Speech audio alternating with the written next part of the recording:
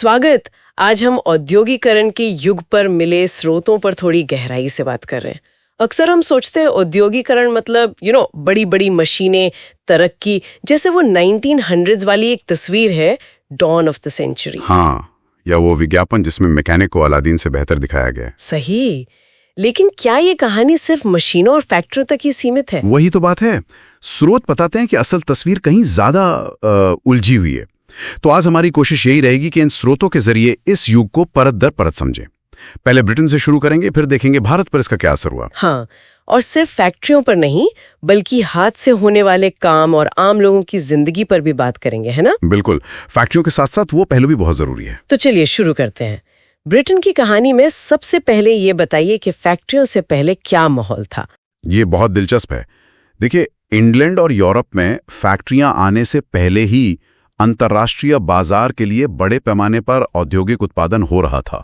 अच्छा, फैक्ट्रियों के बिना? हाँ, इतिहासकार इसे आद्य औद्योगिकरण कहते हैं।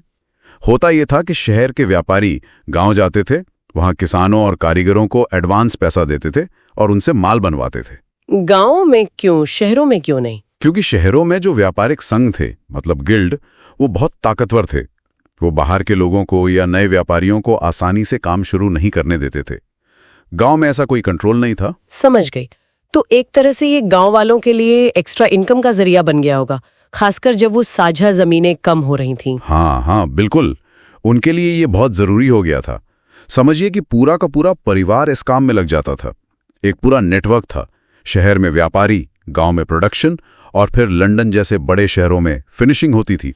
और फिर फैक्ट्रियां आई। हाँ, करीब 1730 के दशक से फैक्ट्रियां लगनी शुरू हुई और इनका फैलना शुरू हुआ 18वीं सदी के आखिर में, खासकर कपास उद्योग में। रिचर्ड आर्कराइट की कॉटन मिल एक बड़ा मोड़ थी। उसने सारे प्रोसेस को एक छत के नीचे ला दिया। इससे क्या हुआ कि निगरानी रखना, क्वालिटी कंट्रोल करना आसान हो गया। लेकिन आपने कहा कि बदलाव धीमा था। हाँ, बहुत धीमा। हैरानी की बात है कि 19वीं सेंचुरी के अंत तक भी ब्रिटेन में ज्यादातर मजदूर पारंपरिक कारीगरी थे, मशीनों पर काम करने वाले नहीं। धीमा क्यों रहा? मतलब नई तकनीक आ गई थी तो तेजी से अपनाना चाहिए था ना? कई कारण थे। एक तो नई मशीनें बहुत महंगी थी और शुरू में उतनी भरोसेमंद भी नहीं थी। आपको पता है, जेम्स वॉट के बनाए भाप के इंजन को भी खरीदार मिलने में कई साल लग गए थे। अच्छा। दूसरा बड़ा कारण था मजदूर। ब्रिटेन में मजदूरों की कोई कमी नहीं थी, तो मजदूरी कम थी। अब जब सस्ते में इंसान मिल रहे हैं तो कोई व्यापारी महंगी और शायद अविश्वसनीय मशीन में पैसा क्यों लगाएगा? ये तो है, मतलब आर्थिक गणित भी देखना पड़ता था। बिल्कुल। और कुछ काम थे भी ऐसे जो मौसम पर निर्भर करते थे, जैसे गैस वर्क्स, शराब की भट्टियां या बंदरगाहों पर जहाजों की मरम्मत। इनमें सिर्फ सीजन में ज्यादा लोगों की जरूरत पड़ती थी, तो पूरे साल के लिए मशीन लगाकर क्या करते? हाँ, ये भी पॉइंट है। और शायद कुछ चीजें हाथ से ही बेहतर बनती थीं। सही कहा। बहुत सारी चीजों में इतनी वैरायटी होती थी, जैसे कहते हैं कि 500 तरह के हथौड़े बनते थे, 45 तरह की कुल्हाड़ियां। ये सब तो हाथ से ही मुमकिन था। अरे वाह। और एक बात और, ब्रिटेन का जो अमीर तबका था वो हाथ से बनी चीजों को ज्यादा पसंद करता था। उसे वो शान की, बारीकी की और क्वालिटी की निशानी मानते थे। लेकिन इन कारीगरों और मजदूरों की जिंदगी वो कैसी थी?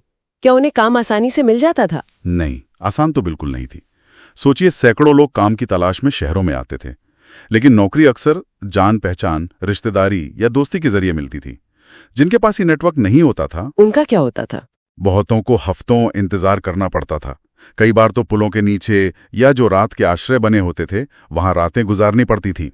काम मिल भी गया तो स्थायी होगा इसकी गारंटी नहीं थी। बेरोजगारी का डर हमेशा रहता था। और नई तकनीक का डर भी, जैसे आपने मशीनों का जिक्र किया। हाँ, बिल्कुल। जैसे स्पिनिंग जेनी मशीन आई, जिसने कताई का काम तेज कर दिया, तो हाथ से ऊन काटने वाली महिलाओं को डर लगा कि उनकी रोजी रोटी छिन जाएगी। उन्होंने नई मशीनों पर हमले भी किए। इसका जबरदस्त विरोध हुआ था। अब थोड़ा भारत की तरफ आते हैं। यहाँ का अनुभव कैसा रहा, खासकर अंग्रेजों के आने के बाद? भारत की कहानी ब्रिटेन से काफी अलग है।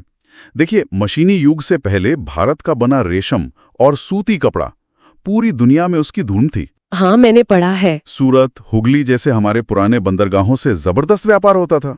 और इस पूरे नेटवर्क को कौन कंट्रोल करता था?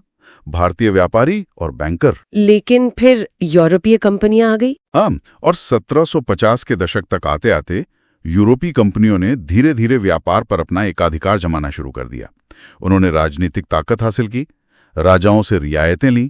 नतीजा ये हुआ कि सूरत और हुगली जैसे पुराने बंदरगाह कमजोर पड़ गए और नए बंदरगाह उभर कर आए। हाँ, बंबई और कलकत्ता। लेकिन इन नए बंदरगाहों पर नियंत्रण किसका था? यूरोपियों का। व्यापार का सारा फायदा अब यूरोपीय कंपनियों को जाने लगा। इसका सीधा असर हमारे बुनकरों पर क्या पड़ा? बहुत ही बुरा असर पड़ा। ईस्ट इंडिया कंपनी ने जब अपनी सत्ता जमा ली तो उन्होंने कोशिश की कि कपड़ों की सप्लाई नियमित बनी रहे और कंपटीशन खत्म हो जाए। इसके लिए उन्होंने बुनकरों पर सीधा कंट्रोल करने की कोशिश की। वो कैसे किया उन्होंने? उन्होंने गुमाश्ता नाम के एजेंट रखे। ये कंपनी के तनख्वाह पाने वाले कर्मचारी होते थे। इनका काम था बुनकरों से माल इकट्ठा करना, क्वालिटी चेक करना।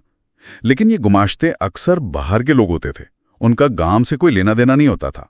वो सिपाहियों के साथ आते थे, बहुत अकड़ दिखाते थे और बुनकरों से बहुत सख्ती से पेश आते थे। तो बुनकरों की आजादी खत्म हो गई एक तरह से। बिल्कुल। कंपनी बुनकरों को पेशगी मतलब एडवांस दे देती थी। इस कर्ज के बदले बुनकर बन जाते थे। वो अपना बनाया माल किसी और व्यापारी को नहीं बेच सकते थे। उन्हें कंपनी ने जो दाम तय किए उसी पर माल देना पड़ता था। मोल भाव की कोई गुंजाइश ही नहीं बची। इसका नतीजा क्या हुआ? नतीजा ये हुआ कि बहुत जगहों पर बुनकरों ने कंपनी से टकराव मोल लिया। कई जगहों पर तो वो गांव छोड़कर ही चले गए। किसी और गांव में जाकर छोटा मोटा करघा लगा लिया। कुछ खेतिहर मजदूर बन गए। तो एक तरफ बुनकरों का ये हाल था, दूसरी तरफ ब्रिटेन से माल भी आने लगा था। हाँ, 19वीं सदी की शुरुआत से ब्रिटेन के कारखानों में बना सस्ता कपड़ा भारत के बाजारों में आने लगा। ब्रिटिश उद्योगपतियों ने अपनी सरकार पर दबाव डाला कि भारत में उनके माल का आयात आसान बनाया जाए। तो भारतीय बुनकरों के लिए तो दोहरी मार हो गई। हाँ, बिल्कुल दोहरी मार। एक तो उनका एक्सपोर्ट मार्केट जो पहले इतना अच्छा था वो खत्म हो गया, और दूसरा उनका घरेलू बाजार भी मैनचेस्टर के सस्ते मशीन से बने माल से पट गया। और कच्चे माल की भी दिक्कत हुई थी शायद। हाँ, 1860 के दशक में जब अमेरिका में गृह युद्ध छिड़ा तो वहां से ब्रिटेन को कपास की सप्लाई बंद हो गई। ब्रिटेन ने भारत से कपास खरीदना शुरू कर दिया। इससे भारत में कच्चे कपास के दाम आसमान छू गए। अब भारतीय बुनकरों के लिए अच्छा कच्चा माल खरीदना भी मुश्किल हो गया। उनके पास न तो माल बनाने के लिए कच्चा माल था, न ही बना हुआ माल बिक रहा था। लेकिन भारत में भी तो फिर कारखाने लगने शुरू हुए। बंबई में पहली सूती मिल, बंगाल में जूट मिले। हाँ, कारखाने भारत में भी लगे। 1854 में बंबई में पहली सूती मिल खुली। उसके 2 साल बाद कताई मिल भी चालू हो गई। फिर बंगाल में जूट मिलें आईं। उत्तर भारत में एल्गिन मिल कानपुर में खुली। अहमदाबाद में भी मिलें लगी, मद्रास में भी। ये शुरुआती कारखाने किसने लगाए थे? क्या भारतीय उद्यमी थे? हाँ, शुरुआती उद्यमियों में कई भारतीय थे। ये वो लोग थे जिन्होंने शुरुआती दौर में चीन के साथ व्यापार से पैसा कमाया था, खासकर अफीम के निर्यात से।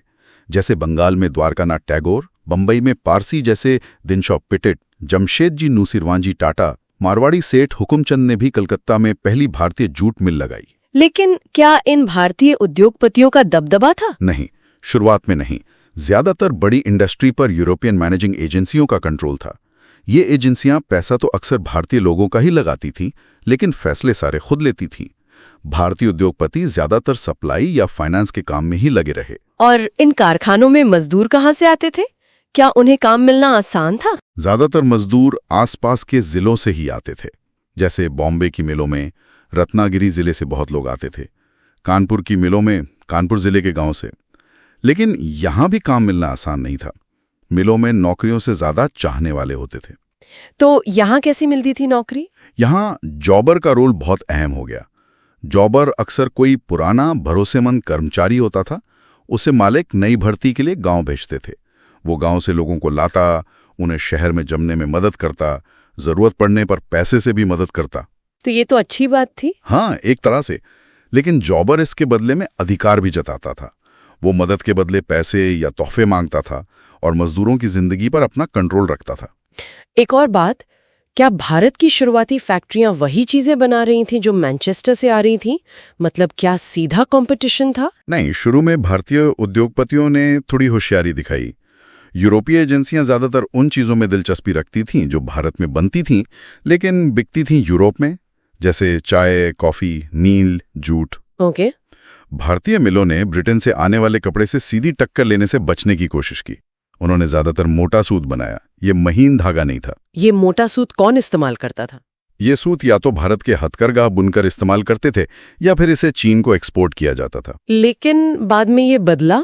हाँ, 20वीं सदी की शुरुआत में जब स्वदेशी आंदोलन चला और लोगों ने विदेशी कपड़ों का बहिष्कार किया, तब भारतीय उद्योगपतियों ने सूत के साथ साथ कपड़ा बनाना भी शुरू किया।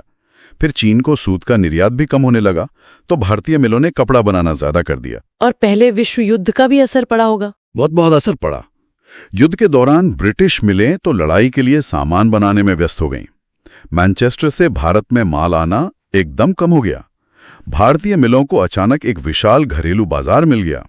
युद्ध लंबा चला तो भारतीय कारखानों ने भी सेना के लिए जूट की बोरियां, फौजियों के लिए वर्दी के कपड़े, टेंट, चमड़े के जूते वगैरह बनाना शुरू किया। इससे भारतीय उद्योग बहुत मजबूत हुए। ये दिलचस्प है कि इतनी बड़ी फैक्ट्रियों के आने के बाद भी छोटे पैमाने का उत्पादन, मतलब हथकरघा वाला काम, वो 20वीं सदी में भी चलता रहा, बल्कि बढ़ा भी। ऐसा क्यों हुआ? हाँ, ये एक जरूरी बात है। बड़े उद्योग अर्थव्यवस्था का एक छोटा हिस्सा ही थे। ज्यादातर लोग तो छोटे वर्कशॉप और घरों में ही काम कर रहे थे। हथकरघा क्यों फलता फूलता रहा, इसके 2 मुख्य कारण थे। क्या थे वो? एक तो तकनीक में छोटे छोटे सुधार हुए। 20वीं सदी की शुरुआत तक बुनकरों ने ऐसे करघे इस्तेमाल करने शुरू कर दिए जिनमें फ्लाई शटल लगा होता था। इससे काम तेज हो गया, उत्पादकता बढ़ी। अच्छा, और दूसरा कारण? दूसरा कारण ये था कि मिलें हर तरह का कपड़ा नहीं बना सकती थीं। कुछ खास किस्म की बुनाई, जैसे बनारसी साड़ियां या मद्रास की मशहूर लुंगी, जिनकी किनारियां खास होती थीं, ये मिलों में नहीं बन सकती थी। इनकी मांग हमेशा बनी रही। तो मतलब मिलें और हथकरघा दोनों साथ साथ चल रहे थे? हाँ, हालांकि इन बुनकरों और कारीगरों की जिंदगी बहुत मुश्किल थी। वो बहुत मेहनत करते थे, लेकिन वो औद्योगिक बदलाव की प्रक्रिया का एक अहम हिस्सा बने रहे। वो गायब नहीं हुए। आखिर में एक सवाल ये कि ये जो नए नए उत्पाद बन रहे थे, चाहे वो मैनचेस्टर से आए हों या भारत की मिलों में, इन्हें बेचा कैसे जाता था? लोगों को कैसे राजी किया जाता था कि वो ये खरीदें? विज्ञापन का क्या रोल था? विज्ञापन का रोल बहुत बड़ा था। देखिए, जब आप कोई नई चीज बनाते हैं तो लोगों को उसे खरीदने के लिए तैयार करना पड़ता है। उन्हें लगना चाहिए कि ये जरूरी है। हाँ। मैनचेस्टर के कपड़ों पर लेबल लगे होते थे। उन पर मोटे अक्षरों में मेड इन मैनचेस्टर लिखा होता था। ये एक तरह से क्वालिटी का भरोसा देता था। लेकिन सिर्फ लिखा होना काफी था? नहीं, इन लेबलों पर अक्सर सुंदर तस्वीरें भी बनी होती थीं। और दिलचस्प बात यह है कि कई बार इन पर भारतीय देवी देवताओं, कृष्ण, सरस्वती की तस्वीरें होती थीं। इससे लगता था कि निर्माता विदेशी माल को भी भारतीयों के लिए जाना पहचाना बना रहे हैं। अच्छा, देवी देवताओं की तस्वीरें? हाँ, या फिर नवाबों और राजाओं की तस्वीरें। संदेश ये था कि अगर शाही लोग इसे इस्तेमाल करते हैं या देवता इसे मान्यता देते हैं तो ये चीज अच्छी ही होगी। और कैलेंडर भी खूब छापे जाते थे। ये उन लोगों तक भी पहुंचते थे जो पढ़ लिख नहीं सकते थे।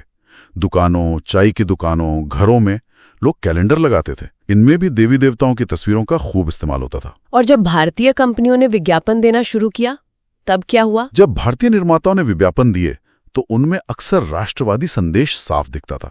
वो कहते थे कि अगर आप देश की परवाह करते हैं तो वो चीजें खरीदिए जो भारतीयों ने बनाई हैं। स्वदेशी का संदेश विज्ञापनों का एक अहम हिस्सा बन गया। तो कुल मिलाकर इन स्रोतों से ये बात तो बिल्कुल साफ हो जाती है कि औद्योगिकरण का युग सिर्फ बड़ी फैक्ट्रियों और नई मशीनों का ही नहीं था। नहीं, बिल्कुल नहीं। हाथ का हुनर, छोटे पैमाने का उत्पादन, ये सब भी साथ साथ चल रहा था और बहुत महत्वपूर्ण था। ये पूरी प्रक्रिया बहुत, कह सकते हैं, जटिल थी, उतार चढ़ाव भरी थी और लोगों की जिंदगी पर इसका बहुत गहरा और अक्सर बहुत मुश्किल असर पड़ा। हाँ, वो जो शुरुआत में आपने तस्वीर का जिक्र किया था, डॉन ऑफ द सेंचुरी, जिसमें प्रगति की देवी पंखों वाले पहिए पर बैठी है, हाँ। वो छवि पूरी कहानी नहीं बताती। सही कहा। ये सब हमें सोचने पर मजबूर करता है कि जिस तरह उस दौर में तकनीक को अपनाया गया या नहीं अपनाया गया, जिस तरह उसका असर मजदूरों पर पड़ा, जिस तरह बाजार बनाए गए और लोगों को नई चीजें खरीदने के लिए मनाया गया, क्या उसके कुछ पैटर्न्स आज की इस तेजी से बदलती हुई आर्थिक दुनिया में भी हमें दिखाई देते हैं? ये एक सवाल है जिस पर हमारे श्रोता जरूर सोच सकते हैं।